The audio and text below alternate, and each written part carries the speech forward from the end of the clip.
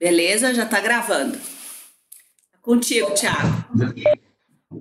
Bom dia, Graciele, tudo jóia? Obrigado pelo convite, poder fazer essa fala aqui sobre a importância dos dados. Eu vou compartilhar aqui minha tela, compartilhar o conteúdo do Chrome.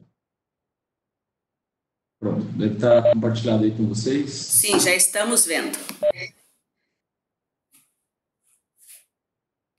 Vou deixar aqui no cantinho, então. Para lembrar que a gente está na live. Então, Graciela, a gente discutiu qual seria o tema para a gente falar aqui. E aí a gente foi para o uso dos dados, né? Está vendo que várias outras indústrias já passaram por isso e já fizeram essa transformação a partir dos dados. Indústrias normais, como as nossas, né? Vamos dizer, de manufatura, né? Que pegam matérias-primas e constroem outros produtos. Como também a indústria, por exemplo, que mais conseguiu se desenvolver, a indústria de tecnologia da informação. De maneiras, todas elas já têm passado já há muito tempo, já passaram por essa transformação. E a gente na construção civil ainda não. Por um lado, a gente vê o mundo inteiro já obtendo os ganhos dessas análises desses dados, né, e dando valor para esses dados. E a gente vê a construção civil ainda uma carência bastante grande sobre isso. Tem uns gráficos aí, uns estudos que foram feitos, que sempre são apresentados, e fala sobre a digitalização da construção civil, né? Dado de um pesquisador que foi publicado o trabalho na Harvard Business Review, 2015, dizendo que a construção civil é uma das indústrias mais digitais, né? Dos vários setores da economia, foi citado, acredito que uns 30 ali, a gente ficou em penúltimo no ranking de indústrias mais digitalizadas, né? O setor mais digitalizado, não só indústrias. Então, esse é o nosso cenário. Então, ainda que seja um pouco bater na mesma tecla, porque, por um lado, isso é sabido já, não é novidade, mas, por outro lado, a gente ainda não conseguiu os resultados que a gente precisa para dar essa virada.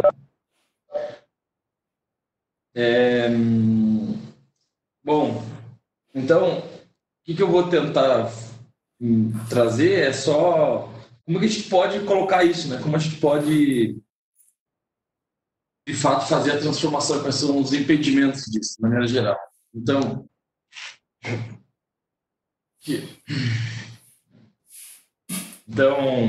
eu acho que um problema que a gente tem, começando aí eu elenquei 3 problemas, mas falando de negócio, né? Então, pensando que os dados podem ajudar a gente, mas falando em negócios, 50% a 60% do custo da obra é com mão de obra.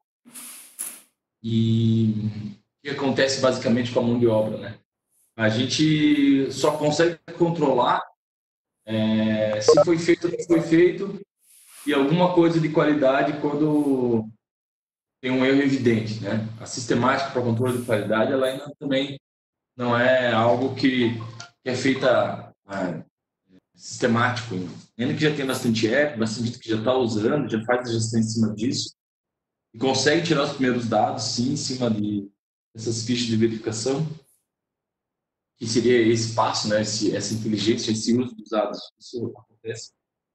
Ainda assim, é um trabalho que não é feito corriqueiramente, né? E tem a sua eficácia duvidosa, no sentido de que muita coisa pode ter passado e o sistema não ter pegado. Então, quando a gente fala de uma obra de 10 milhões, 6 milhões é custo de mão de obra. E, como eu falei, em relação a dados disso, de execução, a gente tem muito pouco. Né? Então, como é que a gente vê que a gente tem muito pouco? Se você comparar com uma indústria tradicional, pegar uma indústria que seja automobilística, né? Ainda que ela seja, no que seja os processos, uma das mais evoluídas, mas uma indústria de televisão, de geladeira, de celular, não vai ser muito diferente nos dias de hoje. ela tem o controle total de tudo que está sendo feito em cada segundo da empresa, né? Tem uma apresentação, tem uma entrevista do Steve Jobs. Ele fala que quando ele produziu o Apple One, né, o primeiro Apple que ele fez, que ele conseguiu produzir dentro de uma indústria, os chefes de produção do Apple falavam, ele perguntava, mas por quanto está saindo esse Apple? E a resposta do pessoal era que o lote desses 3 meses custou tanto. Então essa era a informação mais precisa que eles conseguiam ter. Nos últimos 3 meses, o Apple 1 foi fabricado por X. E aí ele começou a perceber que esses valores eram chegados através de estimativas de gasto para a produção daquele equipamento. E aí, na sequência, quando ele foi produzir o Apple II, né, ele já estava com uma outra posição da empresa, e ele construiu a empresa inteira do zero. Né? Ele construiu a indústria, ele fez toda a base processual da montagem da indústria, com o objetivo de, no final, saber exatamente quanto custou cada computador que saiu de lá. Então, não era mais uma questão de lote, era uma questão aquele computador, quanto que ele custou. Então, isso em 1984, talvez, 85, não sei qual é o lançamento do Apple II. E ele conseguiu essa fábrica. Então, hoje, quando você vê isso, né, nas fábricas ou nas indústrias normais, né, nossa, uma indústria complexa, tem as suas especificidades que devem ser consideradas, mas, de qualquer maneira, somos uma indústria. E essas indústrias tradicionais, hoje, elas já conseguem ter uma precisão enorme sobre cada um dos gastos para a produção daquele produto. Não é o nosso caso. Então, especificamente da mão de obra, talvez isso seja muito normal, mas chocando aí com as outras indústrias que a gente tem que perceber. Uma obra de 10 milhões, a gente gasta 6 milhões em contratos que assim, a gente tem muito pouco controle, a gente tem muito pouca precisão em cima disso. Quando você compra um material, você tem um material que foi normatizado, que foi provavelmente fabricado por uma indústria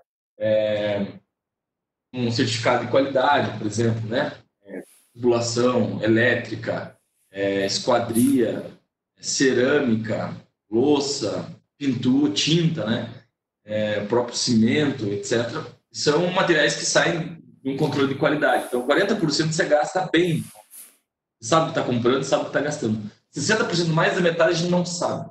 A gente contrata uma empreiteira que a gente, primeiro, nunca trabalhou com ela. Isso a gente tem que sempre frisar, porque ainda que você chame o mesmo empreiteiro, os operários nem sempre são os mesmos, porque a dinâmica da construção não permite que as empresas operárias, né, salvo se ela já tiver um porte muito grande, né, essa empreiteira já é muito grande, tem 15, 20 funcionários, são raras, é muito difícil encontrar uma a cada 1000, eu diria, empreiteira com mais de 20 funcionários.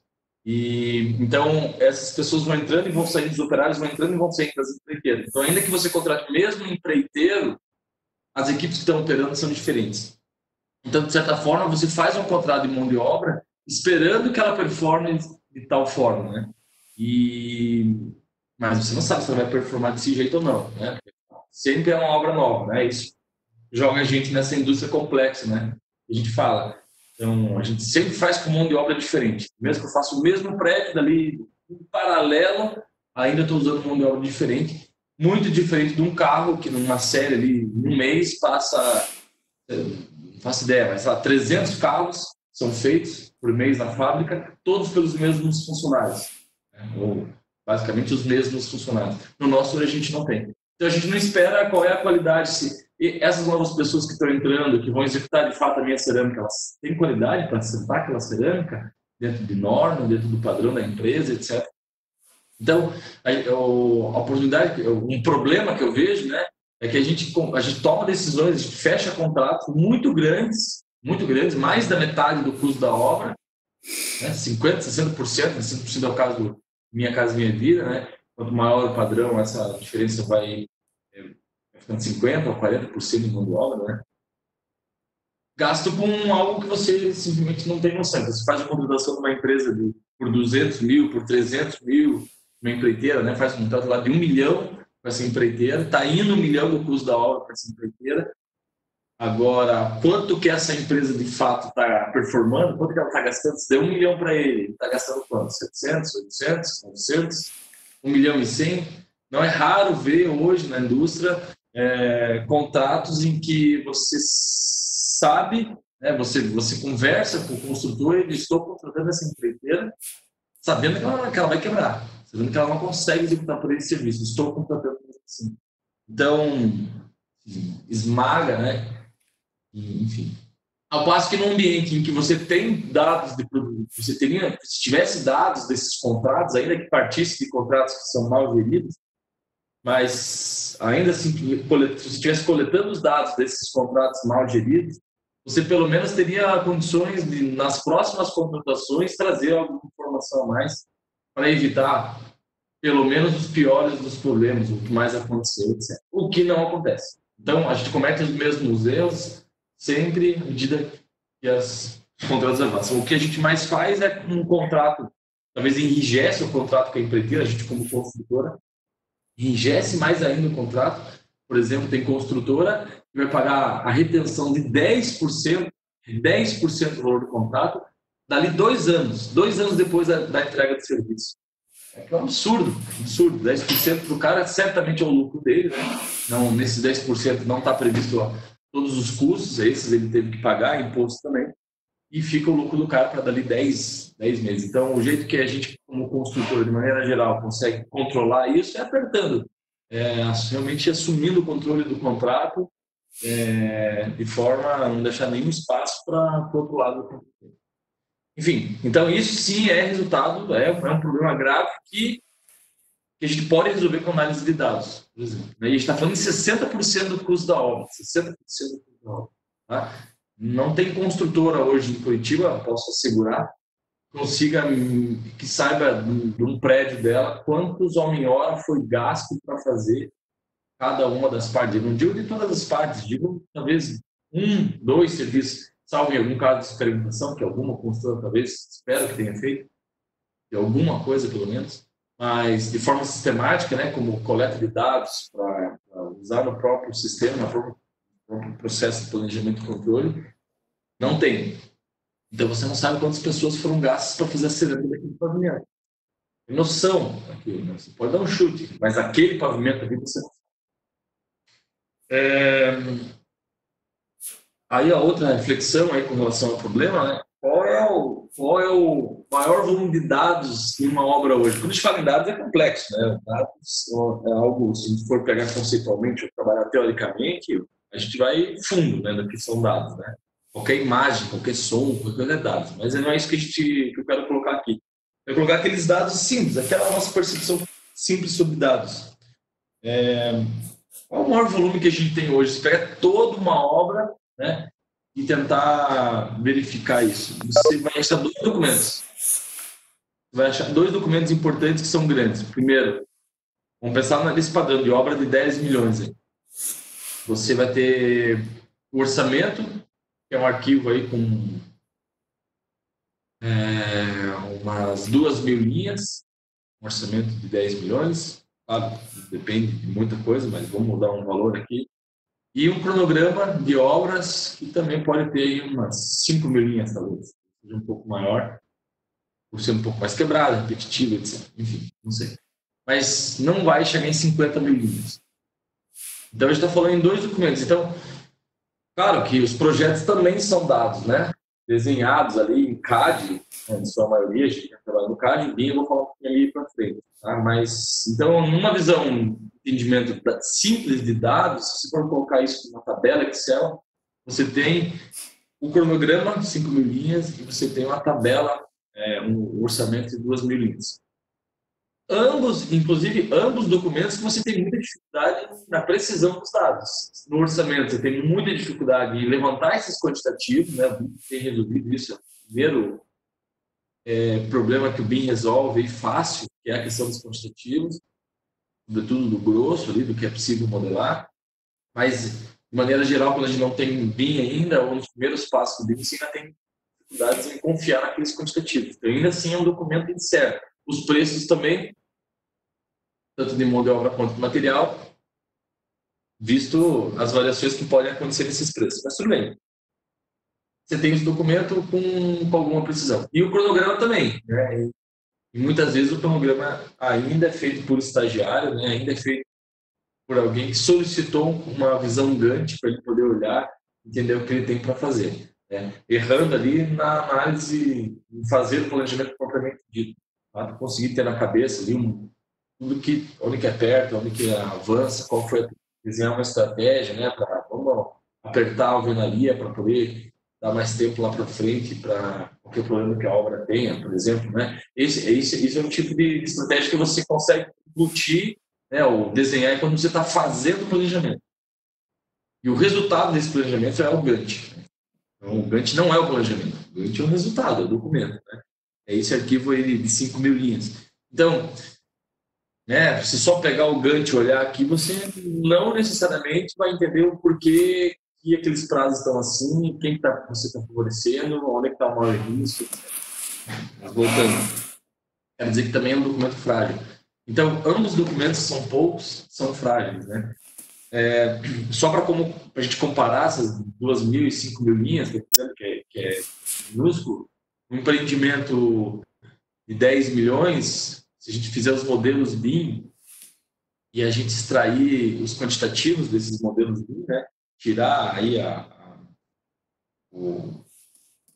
se em cada linha a gente tiver um objeto, então, cada linha eu puser uma porta, um interruptor, uma cerâmica, cada linha dessa for um objeto, você tem umas 500 mil linhas. Né? Então, a gente tem, eu estou querendo dizer que a gente tem 500 mil objetos, né? Dependendo de como o modelo é feito, obviamente, você tem 500 mil objetos dentro do modelo.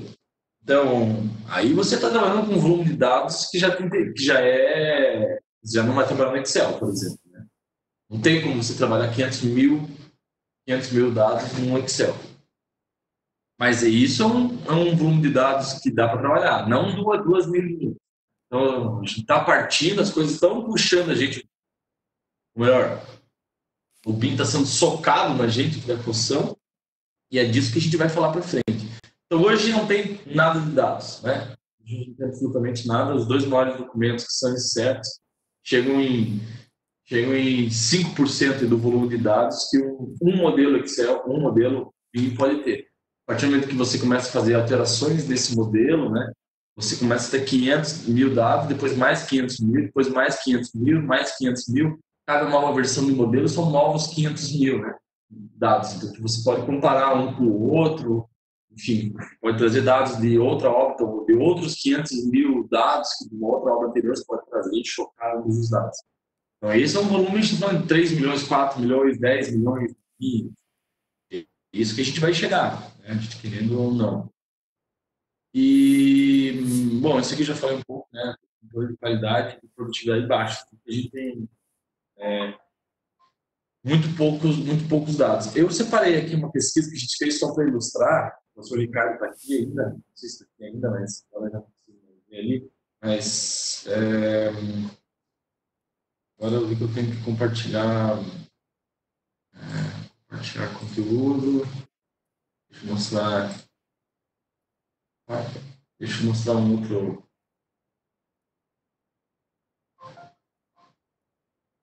Vocês estão vendo aqui essa nova apresentação? Não. Essa Sim. Mesmo, vocês estão vendo. Sim. Então, tá. Isso aqui é um negócio que a gente apresentou lá no Congresso na Bahia, em Salvador, em 2013. Um trabalho que a gente fez enquanto a gente estava lá na universidade. O primeiro modelo da Campestrini, estudos da 13, junto com a Pro, a Arquitetura, a Porto Camargo, a construtora. O empreendimento acabou não saindo. Na 13 de maio, aqui, por exemplo, uma simulação que a gente fez dos dias de concretagem, que é aquela rua 13 de maio, super apertada e super importante, né? Uma rua de ligação ali da rápida que vem lá do Champanhar, né? Do Bico Rio ali, enfim, que corta o centro, né? Então, estão aqui os caminhões fazendo a concretagem, né? A bomba aqui, os caminhões descarregando o concreto, a gente simulando lá como seria o espaço, né? A exigência da prefeitura na época.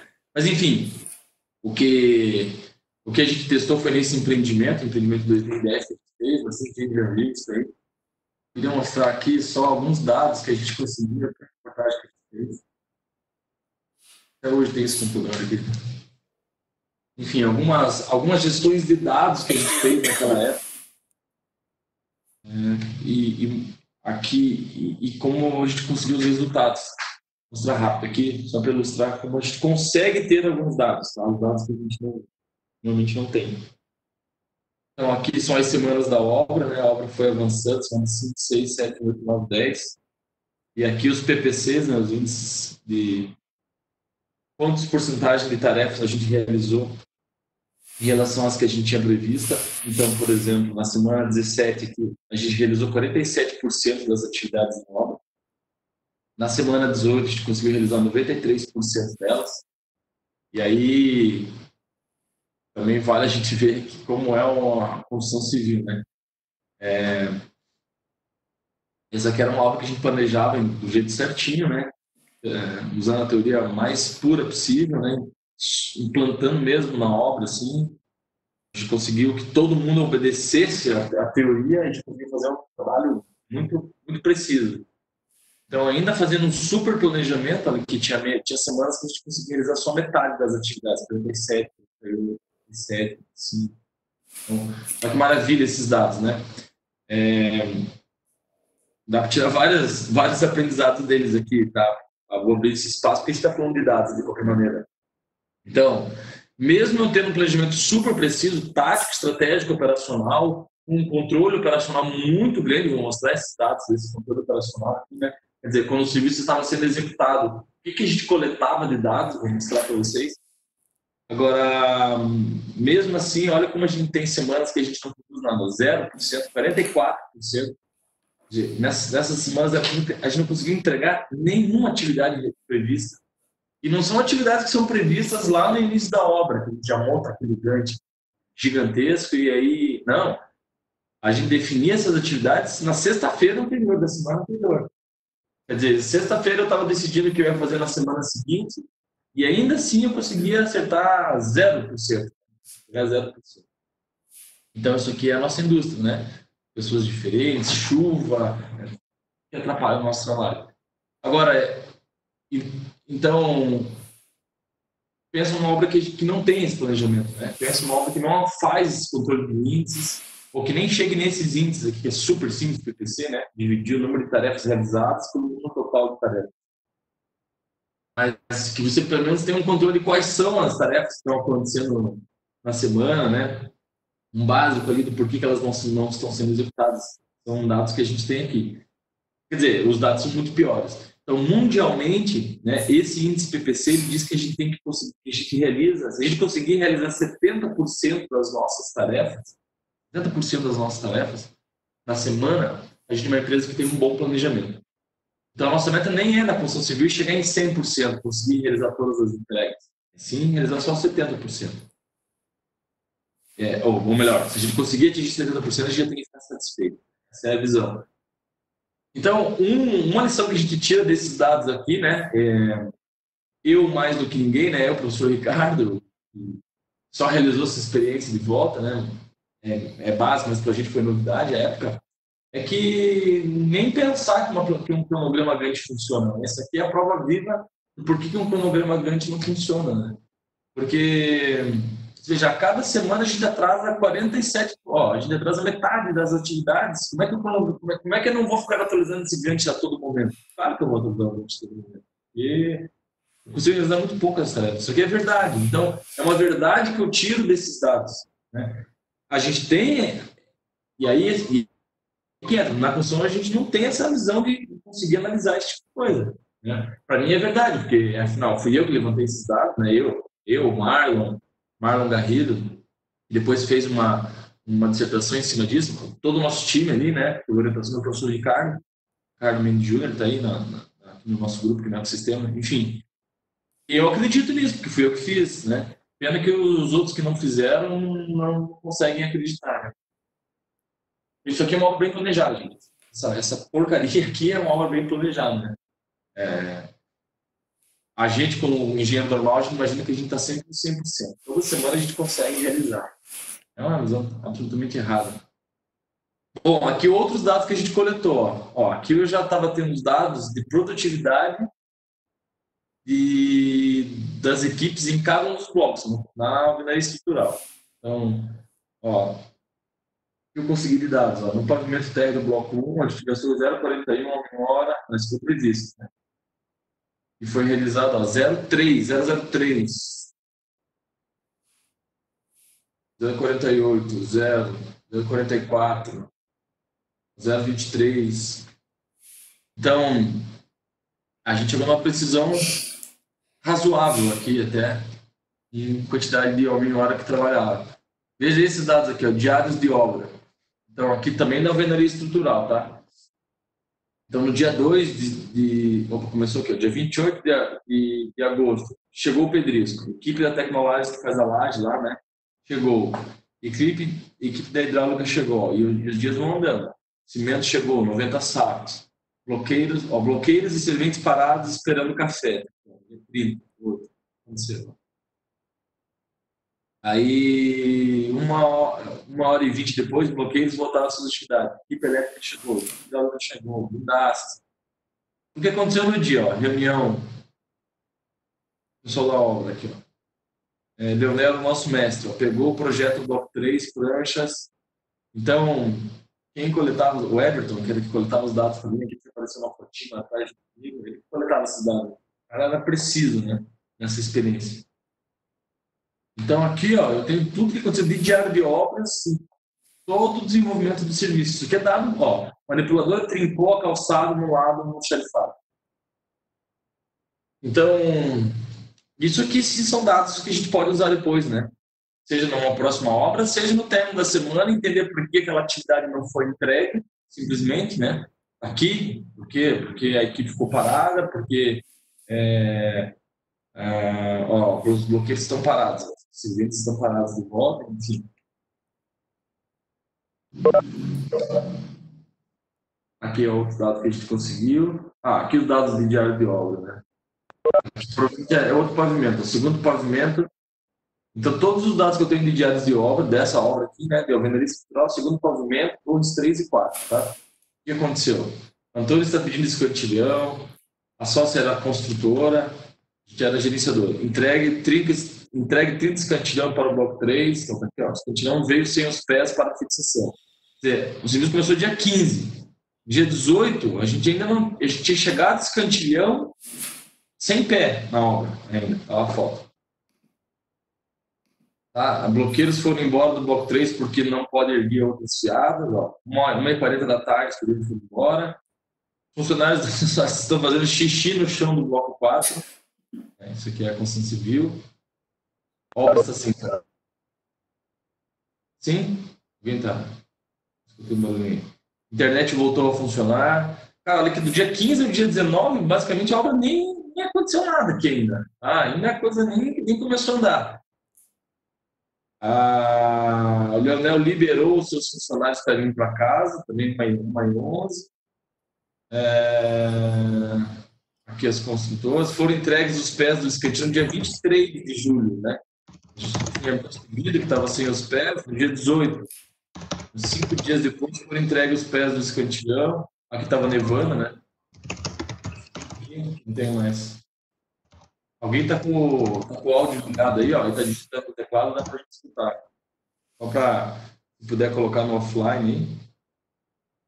Esse foi o dia que levou na aula, literalmente mesmo. Mostrei lá para os baianos, eles não acreditavam, né? Enfim.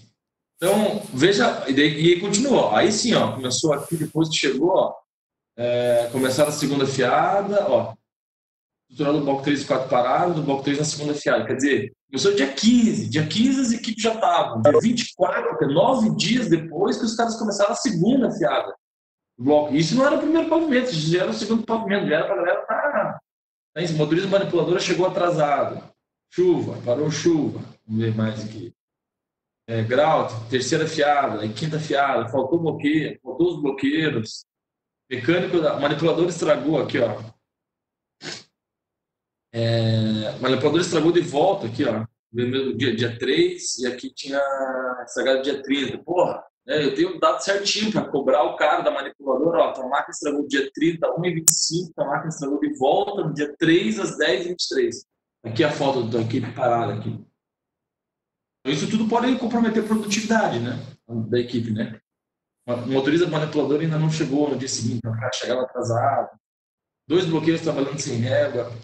Enfim, aí acabou aqui os dados, acabou o diesel na manipuladora, ainda que 3 vezes a manipuladora estragou só na execução do segundo pavimento das torres 3 e 4. Tá? Então, olha lá. Manipuladora bateu na parede 13, vai ter que desmanchar o óleo que o cara fez. Quer dizer, se eu fosse fazer umas lições, se eu não tivesse esses dados, talvez quando acabasse esse pavimento, né, acabasse esse serviço aí, tá quase acabando aí, eu conseguisse parar e pensar o que aconteceu, né? O que aconteceu, por que eu não consegui executar essa atividade? Isso era para executar em 5 dias, tá?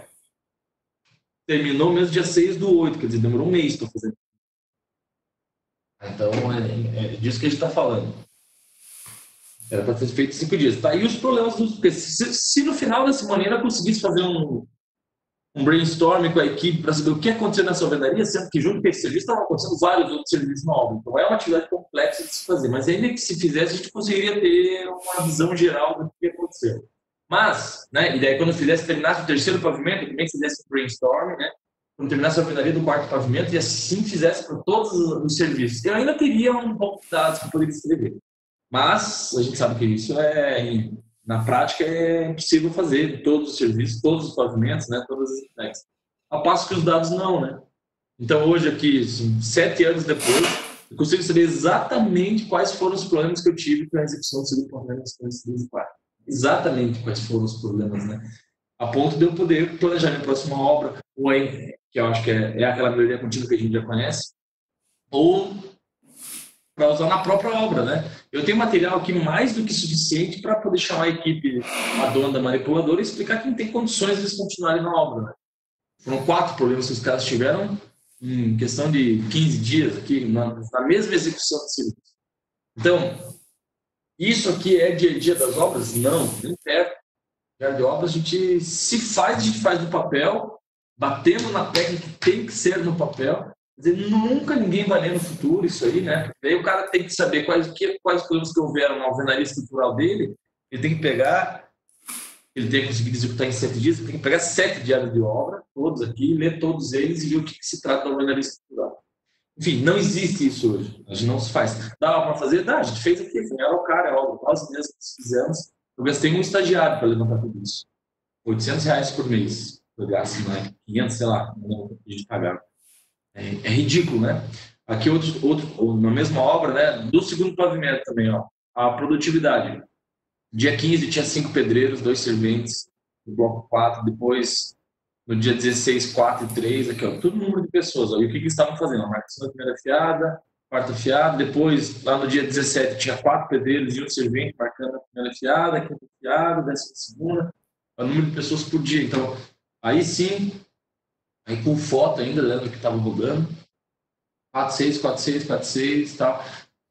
Então, eu sei exatamente quantas pessoas tinham. Se eu fizer essa soma aqui de pela metragem quadrada das paredes, eu já tenho qual que é a produtividade. É tão sonhar aquele número que a gente quer tanto e que não presta para nada, no final das contas, porque a gente não usa para nada. Né? Eu sei 12 homem-hora, né? Profissional dia para homem-hora por metro quadrado. Mas aqui eu conseguiria. Mas mais do que isso, olha, no final o empreiteiro já nem estava levando gente. Né? Aqui, ó, teve dias que não teve produção, ó, 2 pessoas. Né? Enfim. Então é só a gente usar, né? Se a gente não usa esses dados na construção civil, é porque a gente simplesmente não está vendo a oportunidade que a gente tem hoje em melhorar o controle, né? Em melhorar custos, etc. Então, eu acho que esse é um problema que a gente tem hoje, né? O problema é que a gente não tem dado nenhum para tomar decisões. A gente, em construção civil, a gente faz na experiência, nas experiências que já teve em outras obras. Então, isso que é valorizado hoje. O engenheiro que entra na obra e quando se depara um problema, A coisa que ele tem que fazer, que ele é incentivado a fazer, que se ele fizer, ele vira herói, é resolver o problema o mais rápido possível e desaparecer com ele. O manipulador estragou. Cara, quero o telefone, liga para a empresa da manipuladora, manda o cara trazer uma outra, acabou. E ele vira rei, né? Porque, o cara conseguiu resolver o problema, né? Sendo que antes de resolver o problema, ele deveria notificar, ele deveria registrar, deveria buscar em outros... Estou exagerando aqui no caso do manipulador. Deveria buscar qual é o risco disso acontecer, né? Dessa manipuladora, se tem alguma coisa em contrato, por exemplo, ou nas últimas obras e tal. Mas a gente não está muito preocupado com coisas a longo prazo, em gerir esses dados, né? Tanto usar eles quanto criar novos para você usar lá para frente. Está preocupado em resolver. Então, o engenheiro da obra bom, hoje o engenheiro da obra não é o que registra esses dados aí. O engenheiro da obra bom é o engenheiro da obra que não levantou nenhum plano, não me deu dor de cabeça. Não deu dor de cabeça, foi uma hora simples. Então, é o cara que pega e resolve.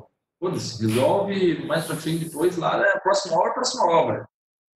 Outra coisa. Resolve aqui e a gente resolve. E aí que a gente não sai da situação que a gente está. Agora, eu sempre alerto que, vou falar mais para frente aqui, eu sempre alerto que é a oportunidade perfeita para alguém entrar e fazer uma disrupção na nossa indústria. Se a gente não está vendo, as outras pessoas vêm. Outras pessoas que não são da nossa indústria, que têm soluções, que têm controles de dados, que sabem o quanto que os dados ganham aí nas produções, e ele começa a analisar a construção civil, se ele não sair correndo de primeira, que é o que normalmente acontece, né? Eu trago várias pessoas para olhar a construção civil, olhar o que o Texa faz e tal, e o cara, nos primeiros dias do cara não acredito que é assim, não acredito que é assim. Pegar o cara, levar na aula para ele ver o quanto a gente é desorganizado em relação a uma indústria normal, né? E aí muita gente já corre, já foge do projeto, mas muita gente fica. E aí quem fica consegue olhar oportunidades de forma assim, muito diferente, muito mais ágil da gente engenheiro. Então, é só isso que a gente está correndo aí, em perder a nossa indústria para a mão de um Airbnb que resolver montar a Airbnb construtora, ferrou, né? Não dá tempo mais para a gente correr atrás e agora começar a se preocupar com dados, e já era. Foi, né? Bom, os problemas que a gente enfrenta hoje com relação a dados é esse, a gente não tem nada para expressar bem claramente qual é a minha opinião, né? Mas o contexto que a gente tem hoje é um contexto que está sendo puxado por outros motivos. BIM está entrando por motivos assim, bem simplistas, importantes, né? Mais simplistas ainda. E também, se a gente não notar essa diferença, a gente vai ir lá para frente, a gente vai ter criado a gente vai dar tiro no nosso próprio pé. A gente vai estar trabalhando com modelos BIM já, né? Com agora 500 mil, 600 mil informações aí para cada modelo, e a gente vai estar com um déficit gigantesco de dados para poder alimentar esses modelos. Então, basicamente, quando a gente fala do BIM, a gente conseguir gerar informação, né? Que é o que a gente faz a todo momento, né? A gente está sempre gerando informação. Isso aqui está caro, isso aqui está barato, isso aqui está bonito, isso aqui está bom. Vamos fazer com pressa, temos que fazer com pressa, enfim. Faz para amanhã, faz para ontem. Então, são informações que a gente gera, né? Tem uma incompatibilidade aqui, esse quantitativo está errado, enfim. E o BIM, ele preza que a gente tome agora, gere essas informações baseadas nos dados. Isso sempre aconteceu, obviamente, sempre é baseado em dado, né? Diretamente ou indiretamente, sempre é baseado em dados, mas agora a gente montou um modelo de dados em cima do qual, né, a gente consegue tomar essa decisão. Então, por exemplo, se eu quisesse montar o orçamento de tubulação, por exemplo, de 100 milímetros de uma obra, o que tem que fazer? Quando faço em CAD. Tem que abrir os projetos de hidráulica, todos os projetos de hidráulica que tenham tubos de 100 milímetros. Aí eu tenho que contar quais são esses tubos, né? Hoje a gente já vende alguns softwares, já manda esse quantitativo, mas que seja. Eu tenho que pegar, então, os CADs, levantar, colocar na planilha, pegar os preços, colocar na planilha, pegar a especificação, que está no caderno de especificações, colocar na planilha, montar um orçamento. Para daí dizer que os gastos com tubo 100 milímetros estão caros. Aí o modelo é uma informação em cima disso, tá? Então, mas eu primeiro reúno os dados, e aí modela a informação.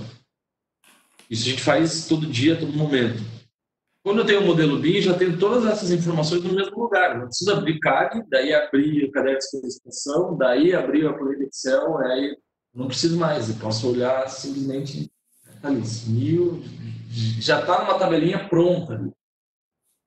E não só está numa tabelinha pronta, que é a visão simples que a gente tem do modelo BIM.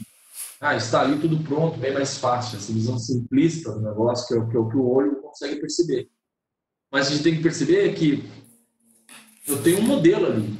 Então, quer dizer, qualquer alteração de tubulação que eu faça, acrescente, reduza, altere, o que for, essa planilha também já está alterada. Se eu alterar a especificação, ela já está alterada. Então, isso é mais mágico quando você olha por esse lado. Então, o exemplo que eu sempre dou, o BIM aí, o professor Ricardo já está cansado de ver isso, né? Para mim, o BIM é uma planilha Excel, né? Então, quando eu abro aqui o Excel, você deve estar vendo o Excel aqui, o Sheets, né? Eu uso mais Excel. O Sheets não é tão bom quanto o Excel, tem bem menos funções, mas enfim. Se a gente for calcular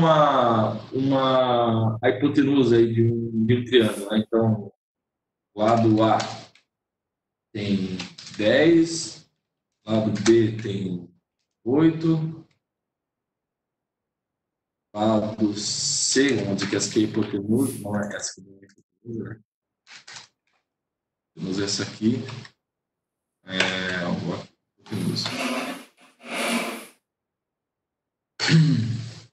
Então, esse aqui é o quadrado, né? E vezes esse, mais esse, vezes esse. 64 mais 9, 73, né? Aí a raiz disso aqui, né? Qual raiz?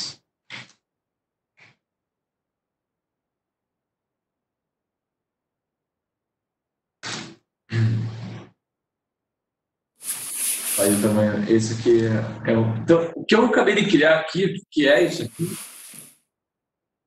É um modelo, igual ao modelo BIM. Então, eu sei que é difícil, não é tão difícil assim, mas se a gente pegar com essa visão simples do modelo BIM, a gente consegue ver o potencial que ele gera para a gente.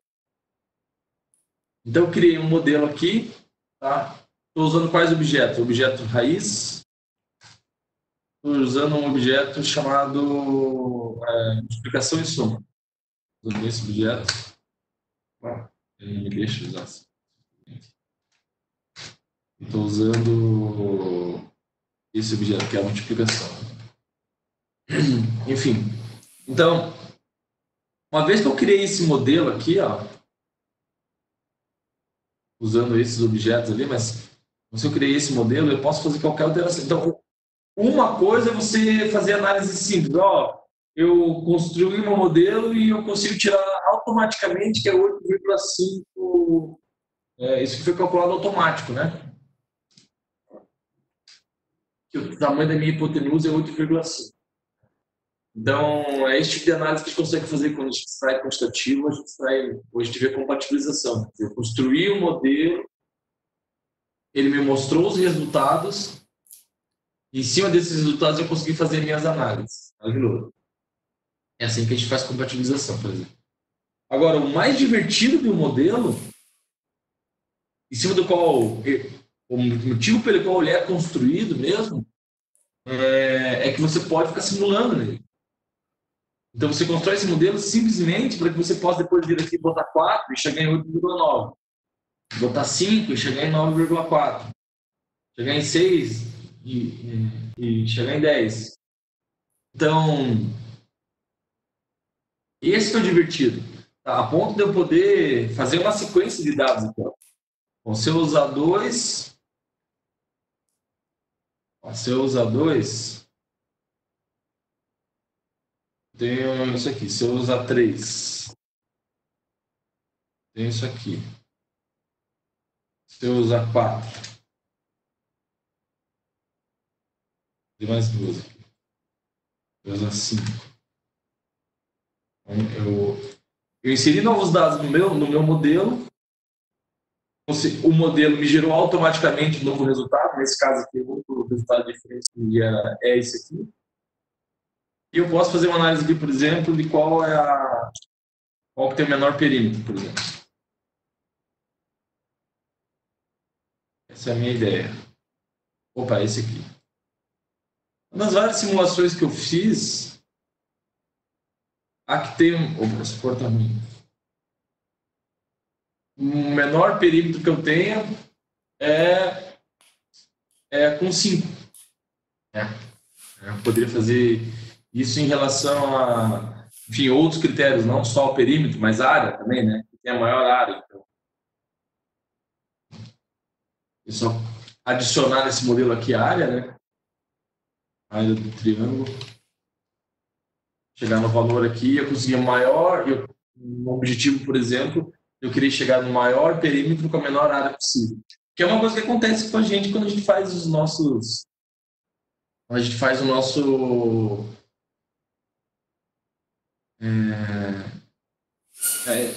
bom, vocês querem que eu faça aqui? Não, acho que não é o caso, né? Mas eu poderia chegar nisso e aí simular várias soluções para chegar qual que é o melhor triângulo onde eu tenho menor perímetro, ou seja, menor gasto com o perímetro, vamos dizer assim, né? E que eu tenha maior área interna. Sabe que é o círculo. Mas, enfim, fazer um prédio circular.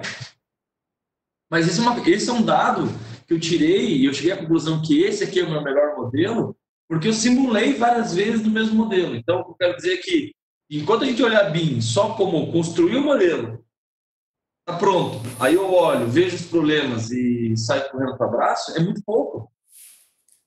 Você tem que construir um modelo, analisar o modelo e depois jogar novos dados dentro desse modelo. Foi isso que eu fiz quando fiquei trocando o lado C aqui, ó. Eu jogo de volta, fiz minha análise, decido e jogo de volta dados dentro do modelo para analisar de volta. E aí você fica num ciclo. Então, BIM com essa visão, você vê a necessidade absurda dos dados. É um ambiente assim, que, se você não tiver dados, basicamente, se você não tiver os dados do lado C, por exemplo, né? Do lado B nem do lado C, adianta ter um modelo? Se eu tiver uns dados ruins, se eu jogar dados que não tem nada a ver, que estão absolutamente errados, não vai me devolver esse 19 aqui, é absurdo, por exemplo, né? Então, é isso que está faltando na construção civil. Então, a gente está começando a usar modelos para outros fins, que é um fim, basicamente, né, de olhar para a utilização quantitativa, né, um fim estático, modelo, uma representação 3D, eu posso contar os quantitativos e ver onde está batendo uma coisa com a outra. Mas a gente está criando esse vácuo para esse momento em que o BIM a gente vai começar a perceber que a gente pode simular soluções nesse BIM, posso simular várias soluções, e que eu posso escolher, dentre as várias opções simuladas, eu posso escolher a melhor. E essa melhor pode ser, por exemplo, eu quero gastar só 400 mil na minha fachada externa. Beleza. O que a gente vai fazer? A gente vai pegar o teu modelo BIM, vai criar várias simulações de tipos de fachadas possível. No caso, né, o teu projetista arquitetônico, né, o teu arquiteto aí que vai simular essas soluções, você vai pegar todos esses, sei lá, ele criou 4 soluções, 4 modelos com 4 fachadas diferentes. A gente vai extrair o quantitativo e vai calcular o orçamento. Até que a gente chegue em alguma dessas simulações que chega nos 400 mil, que é a tua meta. Pronto, né? Você já é uma dinâmica diferente que a gente não tem na construção civil, que a gente já aplica, a Campestrinha aplica isso diariamente. É o trabalho principal da Campestrinha em si. Mas é um ganho bem maior do que precisando de quantitativo e compatibilização. Então, a gente fez um prédio aqui, o prédio do Age, o Age 360, no empreendimento da AG7, a gente está coordenando desde o começo, é o segundo prédio aí da AG7 que a gente faz, e a gente tinha uma meta de custo de obra total X, né? A gente assinou o contrato, eu assinei o contrato com o Alfredo, e a gente chegaria no preço X de custo de obra. Vamos assinar.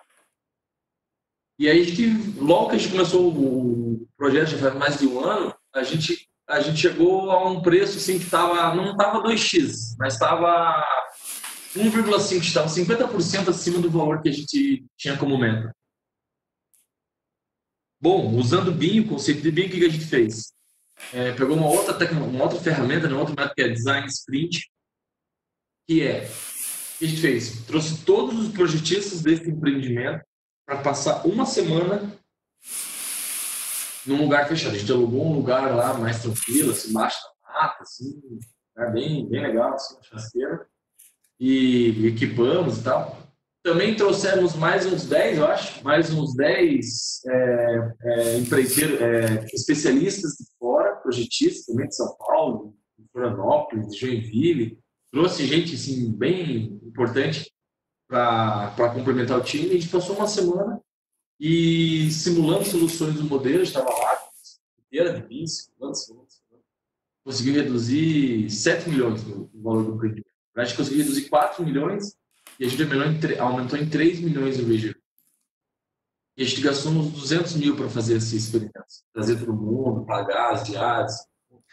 Ainda que todo mundo topou vir por participar do empreendimento. Quero dizer o seguinte, uma dinâmica absurda, né? A gente trouxe esses caras porque esses caras têm os dados, esses caras têm as soluções, né? Eles analisam os problemas, eles são os especialistas, né?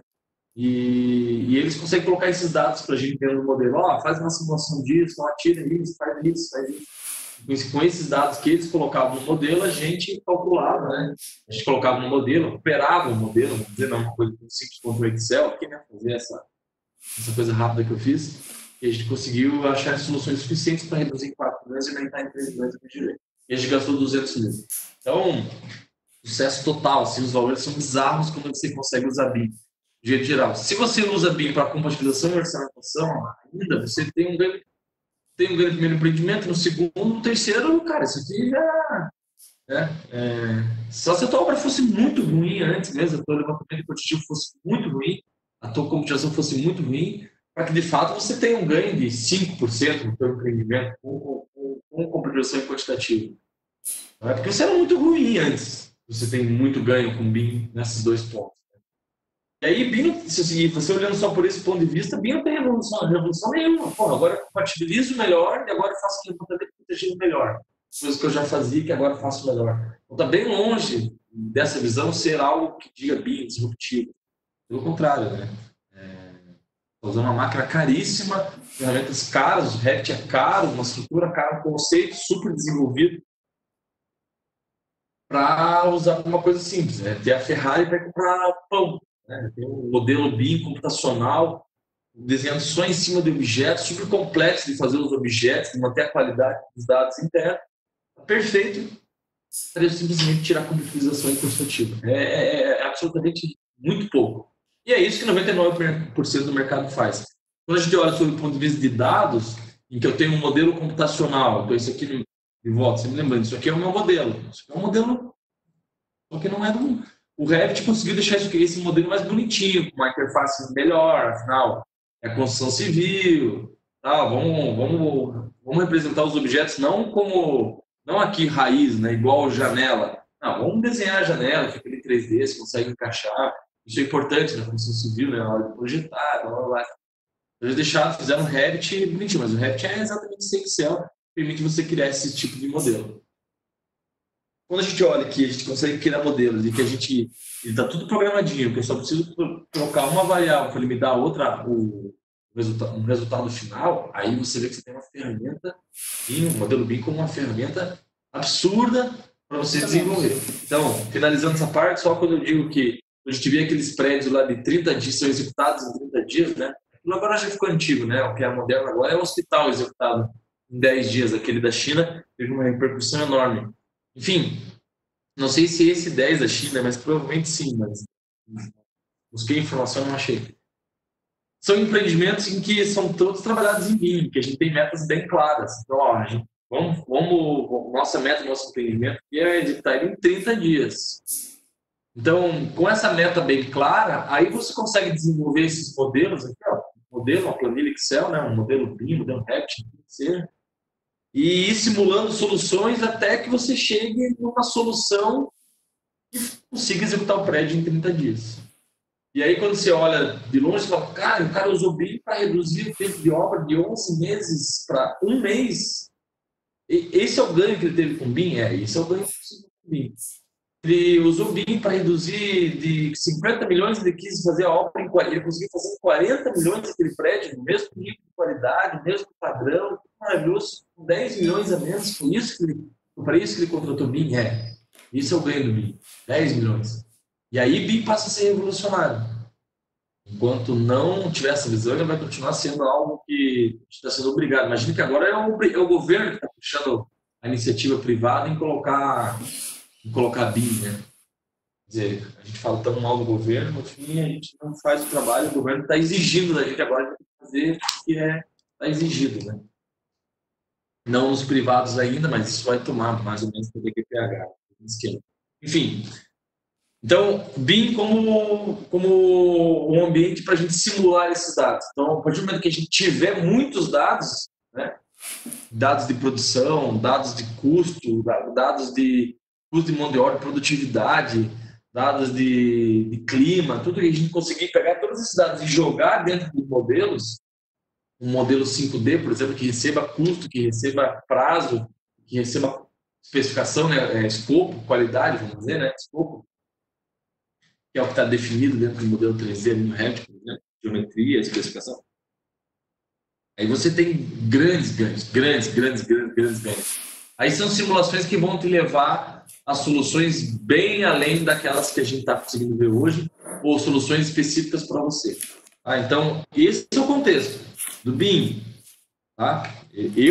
Thiago, eu já vejo esse mundo aqui, há muito tempo já. Pelo menos 5 anos, mais de 5 anos, mas há muito tempo eu já vejo esse mundo de BIM com dados. E a barreira de ter essa visão e conseguir executar muita coisa, a gente consegue, tá aí. A gente fez esse design sprint, né? Ok, a G7 apresentou lá no Incorpora no passado, para quem estava lá, e os ganhos, quer fazer novo e tal. Então a gente está usando tecnologia que conta o BIM como tem que ser usado, a gente está usando o software que a gente desenvolveu, a gente fez o CGEP, que fomos nós mesmos que fizemos, e com a equipe, né, com um cliente totalmente inovador, que aposta, arrisca e teve os resultados que teve. Então a gente consegue fazer. Não consigo fazer para todos, a empresa não é esse o nosso objetivo, né? A escalabilidade está buscando com o TEX, não com a Campesina. É um serviço consultivo, é um serviço que tem que ser feito com calma, não é um serviço que dá para você simplesmente escalar ele, né? Então a gente opera em alto nível ali com alguns clientes que buscam esse tipo de solução, e os resultados são absurdos, né? Eu tenho vários cases, Joinville, você lembra que estava numa reunião uma vez, que mostrou uma simulação, acho que a gente usou uns 300 mil para ele lá. Quando eu falei os dados, ele comemorou, assim, tipo, tivesse ganhado uma corrida de Fórmula 1. Assim, né? Que, pô, o cara gastou 30 mil na época para fazer todo o serviço em mim, e numa tacada ali ele economizou 300 mil. Aí BIM é tesão, daí BIM, porra, aí falta gente para fazer BIM, né? Enquanto for hoje, continua a mesma sistemática. Pô, quanto você cobra para fazer um modelo BIM? 5 mil reais. E o outro? Eu cobro 4. E você 3. Daí você liga para um outro e, cara, quer fazer por 2? O cara topa por 2, mas o cara fazer um modelo BIM. Então, são as duas diferenças de uso de BIM que acontecem no mercado, né? Claro que a maioria é essa visão mais simplista. Outra questão de contexto, acho que a outra visão de contexto, que é importantíssima, eu não sei quanto tempo eu tenho, Graça, vai me dizendo aí que eu vou encerrar aqui. Na verdade, a gente já estourou um pouquinho do tempo, mas como a gente começou um pouquinho atrasado, eu acho que você pode encerrar, daí a gente abre para pergunta. Acho que fecha aí o contexto e aí a gente abre um pouquinho para pergunta, porque a gente começou 8h10, né? E se eu não perguntasse para você ia me deixar falando até quando? Não, eu já ia te cortar. Certo. Então, bom, a gente foi na Building Smart. Building Smart é um evento em que reúne os profissionais da construção civil e eles que definiram, por exemplo, o IFC. Então, esses caras veem BIM, do jeito que eu estou falando, já há 1000 anos, né? 30 anos, pelo menos, aí, quando os conceitos foram criados, né? Então, os caras já estão lá. Eu sou fichinha, eu sou pezinho, falando bobagem, né? Quando eu chego lá nesses eventos da Build Smart, foi lá em Düsseldorf, na Alemanha, em março do ano passado. Fui eu, o Thiago, meu sócio. E aí é dividido em salas. E aí a sala que a gente ficou, basicamente, todos os 3, 4 dias lá, a gente ficou basicamente nessa sala, que é a sala de construção civil. Tem aeroporto, tem ferrovia, tem cidades, tem várias câmaras, né? E a gente ficou na Câmara de Construção Civil, que é presidida por um japonês. Segundo ele trabalha há 17 anos com BIM lá no Japão, uma construtora. Enfim, e o tema que ele colocou, né, que ele abriu a Câmara lá, é a economia da API. Eu tenho que ser mais rápido, mas o que a gente não consegue olhar, o que a gente não vê, nós engenheiros que trabalhamos em construtora, obra, em pedreira, em material e tal, a gente não vê essa economia da API vindo para engolir. Aí foi o que esse cara apresentou lá em março do ano passado. Ken Endo é o nome do japonês. Entrevistei, tá lá no meu LinkedIn. Cara, a gente... Várias das soluções, por exemplo, Uber, ele citou muito Uber, né, mas Spotify, Facebook, eles trabalham com dados de outras obras. Então, quando a gente fala em API, vou dar um exemplo rápido aqui. Então, Madeira é uma empresa que faz compra e venda de material, logística, entrega. Ela quer começar agora a comprar materiais de construção civil, tá? Quer ajudar as construtoras. Ela decidiu que ela vai entrar no mercado de construção. Tá? Digo isso porque eu conheço o Robson, que é dono do Madeira, uma empresa que recebeu 100 milhões de dólares de investimento e que construção civil está no roadmap deles. Em algum momento eles vão trabalhar com construção civil. Isso é para dar urgência, para a gente ver o tamanho da besteira. E é uma mudança que a gente transforma a indústria assim, da noite para o dia. A hora que esses caras quiserem, é só a gente fazer uma API. O que é essa API? Eu pego o meu modelo BIM aqui, vocês têm no Revit, eu instalo um appzinho ali, por exemplo, né? E lanço via API é um tipo de código só, né? E jogo todos os meus materiais lá para Madeira. Ó, pode mandar aqui para eles tudo que é de hidráulica. Então, aperta o botão, ele vai via API, que é um códigozinho, uma linha de código bem simples, assim. Cai lá no Madeira. Madeira recebe que a construtora X tem que comprar 1.000 metros quadrados, 1.000 metros de tubo 100 milímetros. No dia tal, especificação tal. Maravilhoso. Cara, eles, pronto, já cai no sistema deles, eles já começam a orçar, levantar preço, etc. Daqui a pouco, por API de volta, devolvem para a gente, tá lá. Eu conseguia R$23 o metro, sabe? Tudo, qualquer coisa assim. Esse você aperta o botão e compra, enfim. Mas veja a dinâmica dos dados. Isso eu quero dizer. Agora você tem 500 mil linhas no teu modelo BIM. Agora, e essa tecnologia da API, que forma uma economia inteira nova, as empresas todas se reorganizam para poder trabalhar APIs. Eu pego teu dado, passo teu dado, pego teu dado, passo teu dado, passo para um. O Madeira já envia via API lá para a TIG, também para a TIG fazer uma noção. A TIG já envia por API lá para o fornecedor dela, para ver se ela tem aquilo disponível. Então, a gente chama de economia da API. Tudo é conectado via API. Eu já uso o Google Maps, eu pego a API do Google Maps para poder analisar. E a API é muito simples. Cienge tem API aberta. O Texa, por exemplo, hoje conecta com a API. Você pode entrar no Texa, digitar a senha, buscar todos os seus pedidos de compra. Você já pode fazer isso no Texa, por exemplo. A Prevision, que é uma startup nova, já tem APIs abertas. Mega, não tem. Quem tem Mega não tem API. A política do Mega não é abrir API, é você ficar ali dentro só usando os sistemas deles. Mas esses outros, Cienge, por exemplo, que eu elogio, porque tem a API aberta, só você abrir a Cienge, a API, você já vai ver as APIs lá. Enfim, então isso entra para revolucionar. Você tem agora um modelo com 500 mil linhas e se você não tem dados, alguém vai te trazer dados. Tá? Então esse é o tamanho da besteira. E o último ponto aqui só é a questão da visão Lean. Então tem uma galera de inovação, aqui eu poderia traduzir, galera de inovação, existe uma galera de inovação que também a gente que está na construção civil, Gantt, ligação, gestão de saco do dia de obra e tal, a gente não vê. Mas quando você sai e vai nos eventos ali no CRIA, vai no distrito, na aldeia, ou 1 milhão de lugares de inovação que não tem nada a ver com construção aqui, né? Inovações em geral, você vê que tem um monte de gente só investigando onde é que tem lixo na indústria, ou no mercado, ou na economia, para ele poder criar uma startup para poder tirar esse lixo. Então, assim, hoje existe esse movimento muito grande, assim, pena que eu, como participo do mundo de inovação e participo do mundo de não inovação, eu vejo que as pessoas que não estão no mundo de inovação é simplesmente uma barreira de, em vez de procurar A, eu vou procurar B. A hora que ele começa a procurar B, ele vê que tem um mundo gigantesco, um monte de coisa muito fora acontecendo. Muito. Então, a gente só pesquisa A, a gente não pesquisa o B. É só, em vez de digitar, a gente digitar só B e I, mas não vai. Então, A gente não vê, mas tem uma galera muito grande aí que tá aqui, cujo movimento hoje é otimizar, é a visão de enxugar. Mas onde tem oportunidade de desperdício, ele tira. O táxi. Pô, é ruim, ninguém gosta, difícil de chamar, ruim de pagar, o serviço é ruim. Muito lixo. Beleza, então vamos fazer o Uber. Aluguel de... Thiago? Aluguel de... Tá, passei. Eu só acho que a oportunidade está aqui, né? É isso aqui. Eu acho que a gente aqui, a gente tem que partir de problemas. Qualquer construtora tem os seus problemas, né? Se a gente puser todos na mesma sala, a gente vai ver que 95% dos problemas são os mesmos em todas elas. Já fiz isso lá nas 5, as 25 acho, construtoras ao mesmo tempo. E a prova disso. Mas, enfim, cada construtora acha que tem a sua, né? Só tem o meu aqui, minha construtora, meu jeito e tal. No fim é tudo igual. Mas parta desse problema teu, né? E aí você, em pouco momento, você vai ver que você já vai precisar dos dados. Você vai precisar de dados para poder identificar uma solução. Então, eu acho que dando uma coisa uma diquinha bem simples para você partir para isso, é partir dos teus problemas que você tem hoje, né? Mais curto prazo, mais longo prazo, uma opção sua. E aí, logo você já vai chegar, mas eu não tenho esses dados. E aí você começa a criar esse mindset, buscar esses dados, ter esses dados para resolver problemas. Né? Uma coisa tão simples quanto isso. Né? E não é difícil de executar. Não. Perdoe, Graça, perdoe.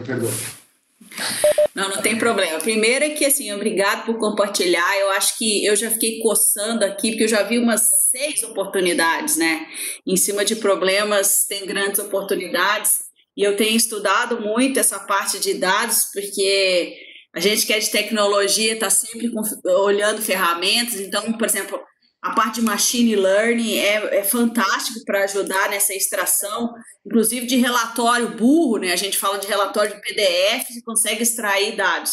E lá atrás, quando a gente estudou gestão de projeto, a gente já falava, não adianta medir se a gente não vai usar aquilo, né? Não adianta ter o dado se a gente não vai usar aquilo. Então, tem uma cascata aí no dado, que primeiro você tem que aprender, você tem que coletar o dado certo para você poder aprender, daí você aprende, aí você consegue replanejar para depois você tomar decisão, né? Então, de uma maneira geral, você deu uma aula aí, obrigado aí pelo compartilhamento de conhecimento. Eu acho que você, principalmente, tem puxado isso muito, desde lá de trás, né? E eu acho que, assim, o segmento construção tem muito dado para fornecer. E isso é que é legal, né? Então, se a gente unir, fazer uma força-tarefa aí de coletar dados, tudo que deu errado, tudo que deu certo, a gente vai ter uma bagagem enorme de informação para que a gente possa acertar cada vez mais, né?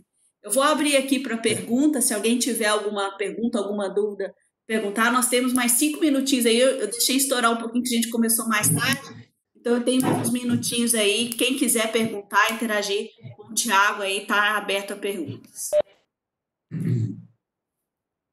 Professor Ricardo, podia dar uma palavrinha para a gente, né, professor? O que evoluiu desse papo aí? O professor sabe que eu faço esse papo há algum tempo? O professor poderia complementar aí, professor. Olá, tá me ouvindo? Sim. Bom dia, Thiago. Bom dia, Graciele. Bom dia, professor. Infelizmente, né, Thiago, como você já tem reparado aí há alguns anos, eu sou bem pessimista. Então, não sei se a minha palavra vai ajudar. Não, vamos. Se você olhar o Bruno agora, o Bruno estava na sala, mas saiu já. O Bruno vai defender a tese dele, doutorado, mês que vem. E ele tem visto, você também, ele também, como é que está a situação em outros países, né? Na Europa principalmente. E aí você vai ver que o que puxa essa necessidade de dados é a tentativa de melhorar a produtividade. Então, no caso desses países, a industrialização da construção exigiu que as empresas tivessem, as construtoras, né, montadoras, digamos assim, construtoras, tivessem mais dados para poder fazer, não ainda essa economia da API, como você falou, né, mas uma economia ainda convencional, mas industrializada. Então, o que acontece, na minha visão, no Brasil, né? A gente não está nem perto dessa industrialização.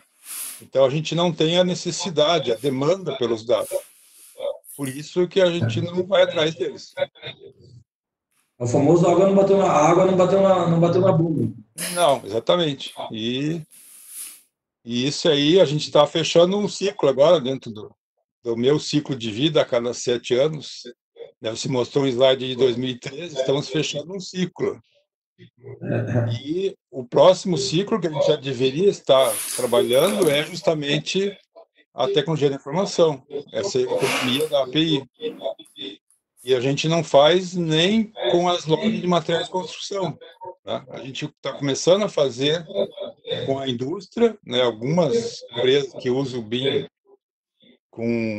dentro da sua capacidade, digamos assim, do BIM, já tem alguma informação da indústria, mas o que é? Não é uma API ainda, é um arquivo que você puxa de lá para você ter os objetos no teu modelo, exatamente os objetos que a indústria modelou, que é uma coisa que a gente já podia estar fazendo há 7 anos atrás. Então, a gente está sempre atrasado, bem atrasado, né? Então eu sou mais pessimista que o professor. O professor sabe dessa minha opinião, que a indústria do mercado imobiliário, as imobiliárias, né, os sócios lá da Cinco Incubadora, eles começaram a se mexer, bateu na bunda deles, porque surgiu uma empresa, a Quinto Andar, começou a desmoronar os negócios deles. Então, a minha visão para o mercado, né, nesse novo ciclo, concordo com o professor, agora você está na cabeça, nesse novo ciclo, para mim, esse novo ciclo, o que vai acontecer? Algumas empresas vão dominar essa tecnologia, que já estão mais à frente, já estão buscando inovação, estão conseguindo incorporar, já identificam problemas, que a gente parta disso, né, que já estão identificando problemas, já estão buscando solução. Elas vão ganhar performance muito rápido, vão trabalhar com a economia da API rápido, vão começar a orçar material rápido, vão começar a orçar mão de obra rápido, vão ganhar o mercado dessas, e vão começar a incomodar as construtoras. De maneira geral, todas, que nem a Quinto Andar incomodou. E eu não digo nem numa Amazon ou numa Airbnb que já disseram que vão entrar. A Amazon já entrou no mercado da construção. Mas coisas nossas aqui que vão sair, essas empresas vão dominar, aí sim as construtoras vão sentir que estão perdendo o contrato, não conseguem fechar, e não conseguem entregar com a mesma produtividade, o mesmo padrão, qualidade, tudo que entregam a Verde, tem várias, mas 5, 6 agora que estão aparecendo, né? Graças a Deus estão aparecendo por causa dos hospitais de campanha. A TecVerde fez o primeiro no Albert Einstein, lá em 20 dias eles começaram a produção, terminaram o hospital pronto, né, em 20 dias. Daqui a pouco os caras vão pegar, cara, eu quero fazer minha casa, assim, vou fazer casas. E isso é óbvio, a gente já é modular, tá aí a tese do Bruno, que a gente já conhece, né, não é um papo novo, o próprio TecVerde, é o nosso caso, né, nacional, aqui em Curitiba. E esses caras vão conseguir no mercado. Aquela cara que está fazendo empilhar tijolo já não vai ser mais uma questão dele de, putz, vou evoluir para ganhar mais dinheiro. Se eu não evoluir para essa nova tecnologia, não tem mais mercado, acabou, estou no porto. Então, a minha visão pessimista é que quem não abrir o olho está fora desse novo ciclo. Assim, deve ser eliminado do mercado a la taxista. Isso que você falou digamos, é a rota, né, a trilha que as construtoras fizeram no exterior, né, que é a industrialização. Então, a gente está lá na sementinha ainda da industrialização, né, com outros materiais ainda, né, não com o concreto, né, em residência, estou falando, em edificações, mas é como você falou, a hora que uma empresa dessas, que já tem a tecnologia de informação dominada, né, como processo de produção, no processo de produção, ela vai usar essas indústrias que já existem, né, como a TecVerde, e vai produzir nessa nova metodologia, digamos assim, né? E, enquanto isso, as construtoras que a gente conhece aí, você falou 20 anos do BIM, 30 anos, o BIM são 20 anos, né? Desde a concepção. Mas há 30 anos a gente já fala dessas mudanças de tecnologia da informação, né? Lá do 1984, lá quando, na verdade, foi o lançamento do Macintosh. Né? O Apple II foi um pouco antes. E aí, o que a gente sempre fala, e como desculpa, né? A desculpa é a mão de obra. A gente sempre esbarra na mão de obra. Você mesmo gastou meia hora aí falando do empreiteiro, né? E, enquanto isso, outras empresas, outros empreendedores, nós temos que industrializar. Então, vamos buscar a industrialização. Quem conhece o caminho da Tec Verde aí, sabe a dificuldade que eles tiveram, porque o nosso contexto, né, o nosso mercado não quer essa industrialização. Muda o status quo de todo mundo. Só que isso era praticamente irreversível, né? Tec Verde acho que já tem, desde que eles começaram, implantaram a primeira planta, né? Já deve ter uns 7 anos, 8 anos, né? 8 anos, Para mais, eu acho. Então, era inevitável que um dia isso venha para a superfície, né? E aí quem vai se aproveitar são, como você falou, justamente essas empresas que têm a tecnologia da informação no processo e vão conseguir produzir com essa industrialização. A construtora convencional, ela não consegue usar o conhecimento que ela tem para tirar vantagem da industrialização, que isso não está no processo dela. Então, elas vão ser engolidas, como você falou. Isso aí não é nem pessimismo, isso aí é fato. É uma pena porque o cara simplesmente no dia seguinte ele não tem mais o negócio da vida dele. Não, eu não diria que é uma pena, é a evolução da espécie, né? Vão sobreviver os mais fortes. Eu vejo isso que vocês falaram é importante, mas eu acho muito legal quando assim, o segmento acorda, né? Quem podia imaginar que os médicos, por exemplo, iam fazer a telemedicina? Eles eram completamente contra dar diagnóstico à distância, né? E agora está todo mundo falando em telemedicina. Então, eu vejo que as oportunidades também vêm através dos grandes problemas mundiais, né? Então, eu concordo e sou assim, não sou tão pessimista, eu sou o lado do realista otimista, né? Eu gosto de a gente ficar por dentro dessas coisas e criar as oportunidades, né? Então, meu pensamento é um pouquinho diferente. Bom, gente, a gente já estourou muito tempo, eu vou ter que encerrar aqui, mas as dúvidas que o pessoal tiver, eu acho que a gente pode postar lá no grupo ou interagir com o Thiago e com o professor, né, que também nos ajudou aí na live. Achei que foi muito bom, muito esclarecedor e vamos continuar um bate-papo depois, porque tem muitas oportunidades aí no segmento. Então, vou encerrando por aqui.